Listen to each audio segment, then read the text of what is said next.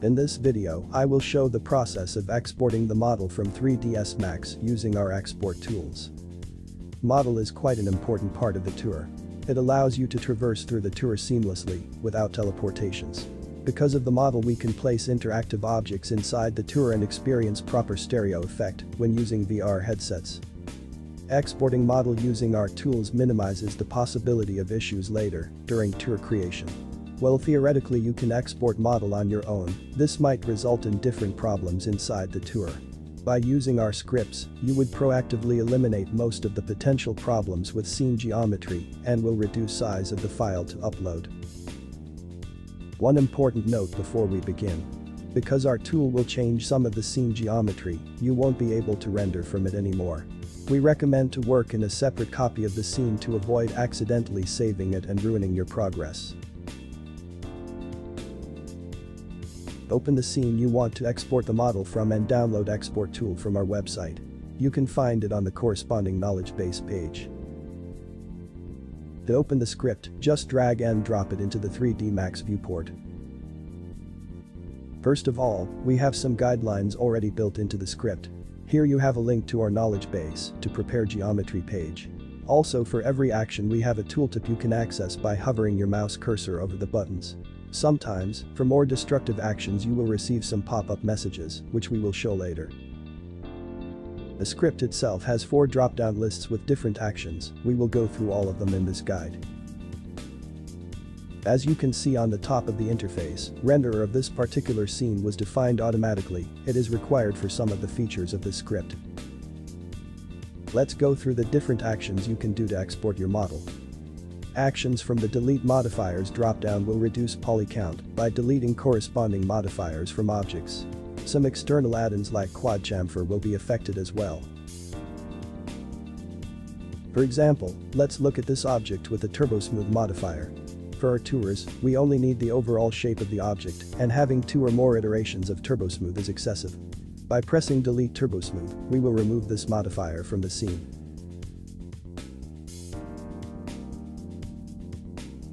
Removing the Turbosmooth from one object does not seem to impact the scene a lot, but when working with larger scenes it will make a difference.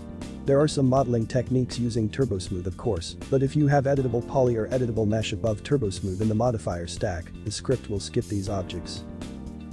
Another example is the hair and fur modifier. When exported to OBJ format, each separate hair will have its own geometry, which is an overkill for our purpose.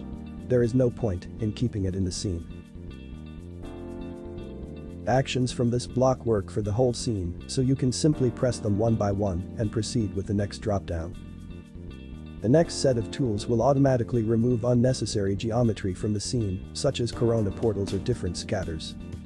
Corona portals are only required for rendering. Moreover, because they are geometry, they may actually impair movement from point to point. Clicking delete portals will remove all of them. Scattered objects are somewhat similar to hair and fur. They are almost always too heavy for low poly model and do not provide a lot for the tour. If you still want to see scattered objects in your scene, convert them to mesh before using the Disable Scatters button. Keep in mind that there are some technical limitations regarding large numbers of objects. There is no point in converting millions of scattered leaves into meshes. In this case, the number of objects threshold will be exceeded and the model will return an error message while assembling the tour. Next set of actions requires some extra attention. Collapse Selected Group button will attach all selected objects into a single mesh.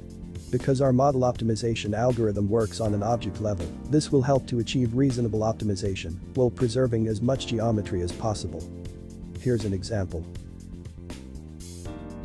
This is the initial model. This chair was optimized as a single mesh, and this one has each element as a separate mesh. As you can see, the shapes are more or less the same, whereas in case of single mesh it has a lot less polygons.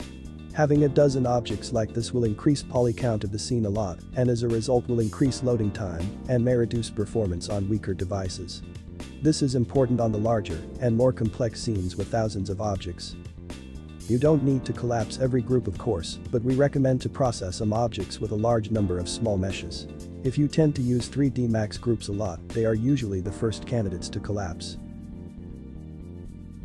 Select a group and press Collapse Group button. Because this is the destructive action, you will receive a message first time you try it. Close the message and press button again. Repeat the process for other groups if necessary. Second button will add the glass suffix to the selected object's name. This will disable render projection for these objects to simulate transparency. In this tour you can see window glass without transparency. And here is the same tour with transparency enabled. Only select objects you want to see through, without attached non-transparent elements. Meaning you should only select window glass, but not window frame. Convert proxy to mesh will detect what kind of proxy you are using and will transform proxies into meshes. By default, proxy objects are being exported to OBJ exactly as you see them in viewport. If you use bounding box display mode, you will receive a box inside your OBJ file. Using this tool may result in a framerate drop in 3D Max viewport, so you will have to confirm this action in the pop-up message. If you have a significant amount of complex proxy objects, we suggest transforming them to mesh and optimize manually. Finally, it is time to export the model. Select the location on your PC where you want to store the OBJ file and press export.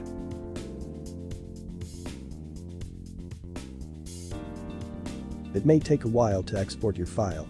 It is important to use our script because it will adapt to the scale you used when preparing the scene and will export the model using a scale compatible with our system.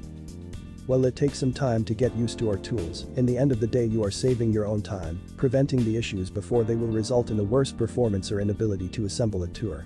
If you experience any problems preparing a model, don't hesitate to ask for our technical support. We will be glad to help you.